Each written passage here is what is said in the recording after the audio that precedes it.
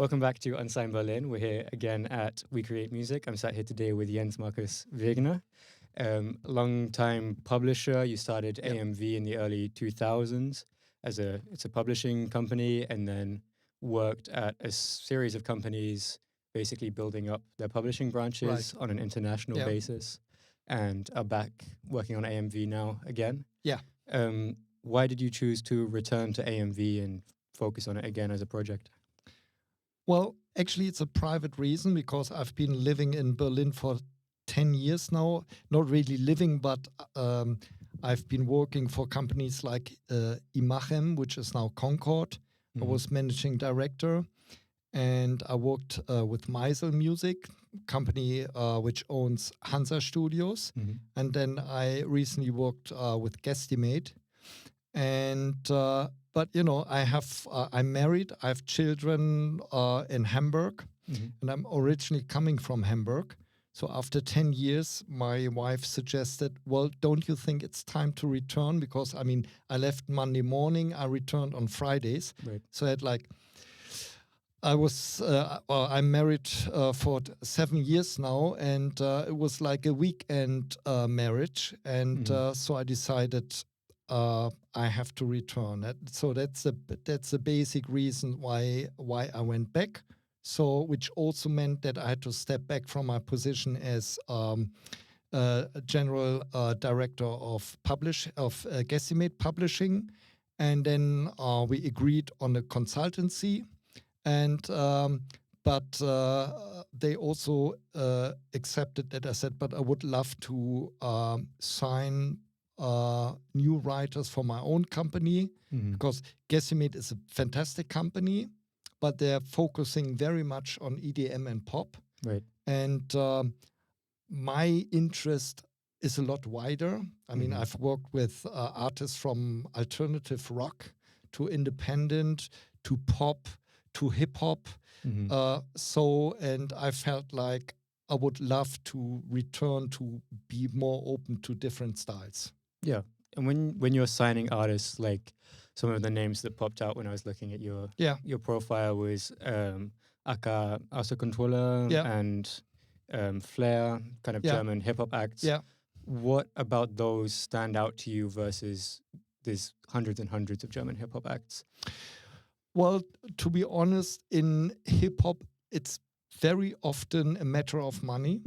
I have to say. So you're always talking about advances, right? And so in this position, I like versatile people, and FLER is a guy who, you know, there are people who can't get along with him. I always got along with him very well, and I felt like he could be very successful in what he was doing. When I signed him to Imachem, we ended up with 4 #1 albums. So it's like I saw the potential.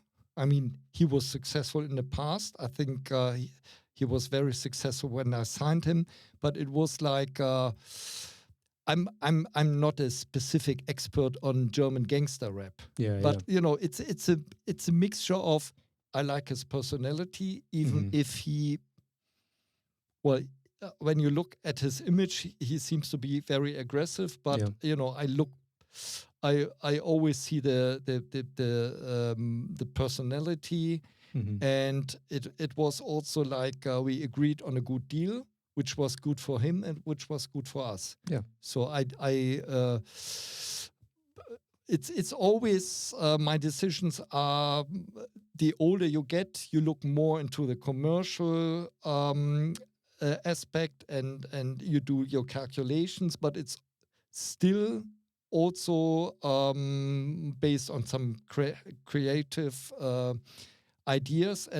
But with FLER and also with AK Ausserkontrolle, maybe this is even this was more the case. I met his manager, and I liked the way how he promoted his act, and so I felt like at that time he was like a top 10 artist, and I felt like he has the potential to become really big. And I was right, because he ended up with a #1 album and with a #1 single. Yeah. But at the time I signed him, this was not clear, but it was more like a feeling. He has the potential to end up at that position. Right. And previously with AMV, you were working a lot with, instead of song pitching, trying to get a space where writers can work together, co-writing.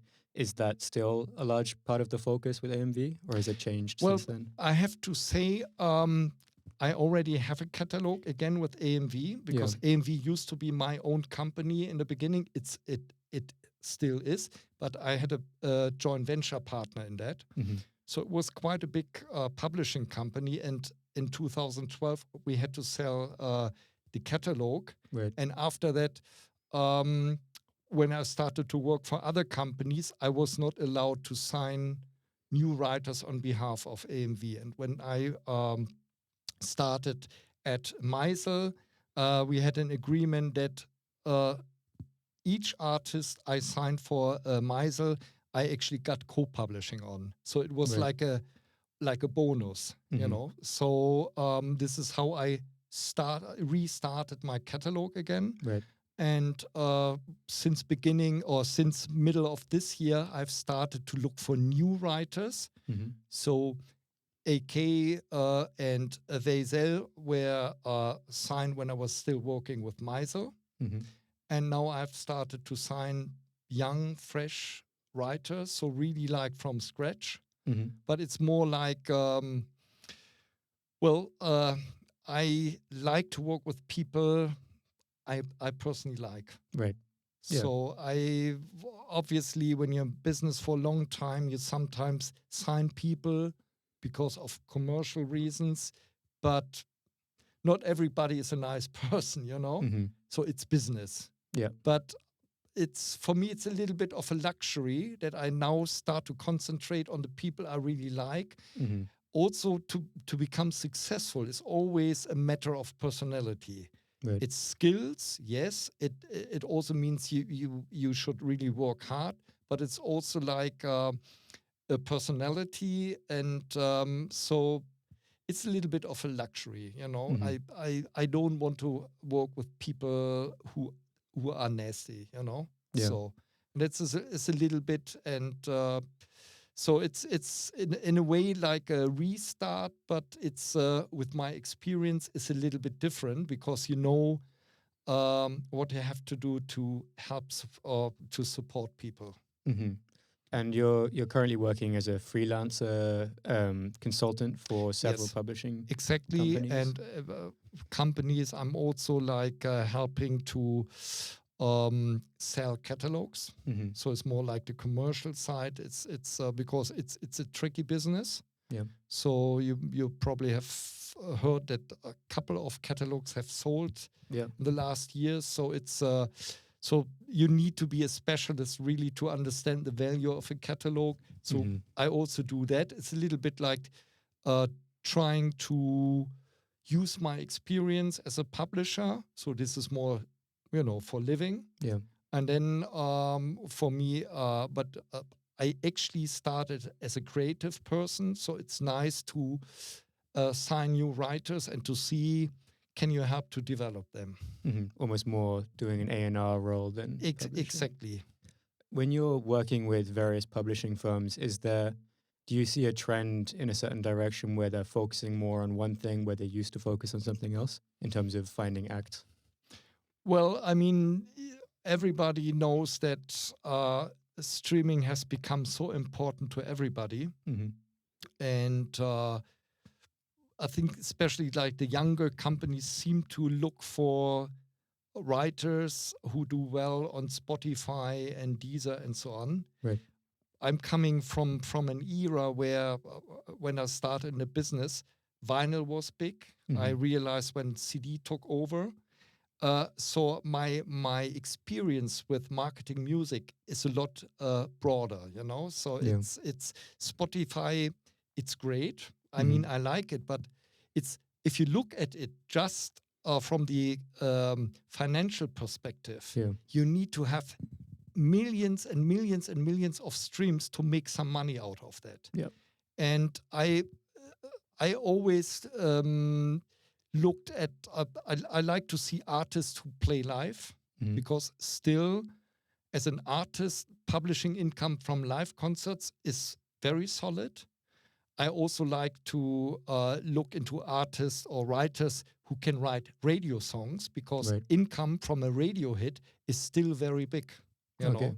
So like when I was MD of Get Lucky, we signed Daft Punk, and Get Lucky was a huge radio hit in Germany. So just one, the income from just 1 year radio play was more than 100,000 euros. And that's really solid money. Do you see any direction changing around streaming, where now I think a lot of artists have realized that you can't make a living off streaming where you can in these other areas, and that's changing even more with changing regulations on streaming. Do you think artists are leaning away from using streaming as a platform still, since it's so much effort to put into something that isn't giving as much of a return as live shows or radio? Well, I think people who want to make their living out of that, they at one point will realize that they cannot really survive by just having a hit on Spotify, you know? So it's like, if you really want to stay in the business for a long time, you have to learn a little bit more about the mechanics, about where, money comes from in the publishing world. It's a little bit different on the master side. And it's, I think it's reasonable if, besides having big talent, that you also look for strategies how you can survive in that. And then you realize that it maybe is wise to make sure that your music is, performed on stages, or, that you have music which can be played on radio. And I'm not saying that you should that you should just create your songs like this is the best radio songs. But what I want to say is, when you have talent, when you want to survive with that, and the moment you release a song and you want people to buy the song or to listen to the song, you start to become commercial. And so I think there's nothing wrong with finding the right strategy. It's in Germany, for example, you very often think, hey, it's you cannot do this, you cannot do this. In America, it's totally different. When you're successful, everybody says it's great. It doesn't matter whether you're extremely commercial or not. So people accept that you're successful. They accept that you show that you're successful. It's like in the hip hop scene, that you drive a Mercedes, or that you wear your golden chains. Why not? It's because, don't forget one thing: when you make money out of that, it's your own creativity. It's your music you're making money from. You're not. It's not like owning a big factory and you're the boss. You get the big sum, and they're the workers who get like low wages. The money, like a Paul McCartney. Why did he become rich? Because he's an extremely good composer. So it's his own work, With the companies that you worked with, so Meisel, for example, where your role was basically building up several international publishing houses. Why is there a necessity for a housing for a publishing company in different countries versus just one that can deal with different countries? Well, I mean, you have the majors who have offices in all the countries, which is an advantage, of course, but it's people working in there are actually, there is no need that you push, like if you're a Warner UK, there's no need that you push artists from Warner Germany. Because you get your salary, fine. My idea, because I was always an independent publisher, if you work with other independent publishers, let's say in Benelux, in Spain, in US, UK, they all have they're all responsible for what they are doing, and they have more interest when they represent your catalog, and you know the people. Then there's a personal relationship, and they're interested to help you to grow your catalog. They're more interested to connect the writers with each other. I'm not saying that this is not happening at all at the majors, but it's like catalogs are a lot bigger. Yeah. So you have less stuff per writer. And that's the reason why I love this idea that you have a setup with independent publishers who can support each other. Are you still doing that a lot with AMV now? Well, with AMV, I have actually signed a so-called co-publishing deal with a Hamburg-based publisher called Sheath, which is one of the renowned publishers in Germany. And they actually approached me and said, "We heard you return to Hamburg, and would you like to do a deal with us? Because I can use their worldwide network. Yeah. They actually support my signings, so I can really concentrate on creative work, on working with the writers, and they have a very good administration team. So I used to have all that, and it's like, to be honest, when you have a company which is successful, nice, but you always have to think about how can I feed my stuff. Right. And it puts you're losing a little bit your independent status the more people you have working for you. So for me, it's like I can concentrate on my stuff, and it's like hiring a team to do all the work. Right. But I have my office in their building, so we have a very close relationship. So that's Great. for me the best setup. Nice. Do you have any advice for people who want to start publishing houses like you have, if they're trying to get into independent publishing? Nowadays it's very, very, very difficult, I have to say, because when I started my own company in the beginning, there was we were in a very good position because we had a very successful promotion company. Right. This company was called Public Propaganda, and we had radio pluggers, we had club promoters, we had press people. So we could offer each of the writers and artists, well, if you sign with us, we can help to promote your stuff. And this was a benefit for those people. Don't forget, and when I started, you made a lot of money from the mechanicals. Like you sold CDs, you sold vinyls. So you made like when CDs sold 100,000 copies, then this meant about 100,000 publishing royalties. So this was really money.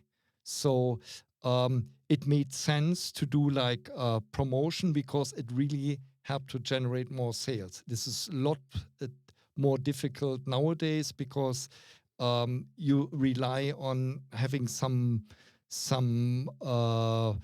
success on Spotify, and I think it's a lot more difficult to really start a publishing company from scratch, because money, when you start publishing, money comes in a lot later. Right. There's always delays in payment. When you sign somebody now and he releases a song, it may take 1.5 or 2 years before the first money comes back. So, and what should you do with a gap? You must live. You must make money to live, and so I think it's very, very, very difficult to start a publishing company from scratch nowadays. Right. Well, thank you very much for talking to us. I'd love to talk to you longer, but unfortunately I have to go help with the sound for the showcase. Okay. Is there anything else you want to promote or anything like that? Or no, it's fine. Okay. Thank you very much. Then thank you very much for talking to us. Thank you, people who are listening, for listening. There's some technical stuff in there about mechanical royalties and all of that. Information will be in the description with some links for stuff explaining it and links to your projects and all of that. Thank you. You're welcome.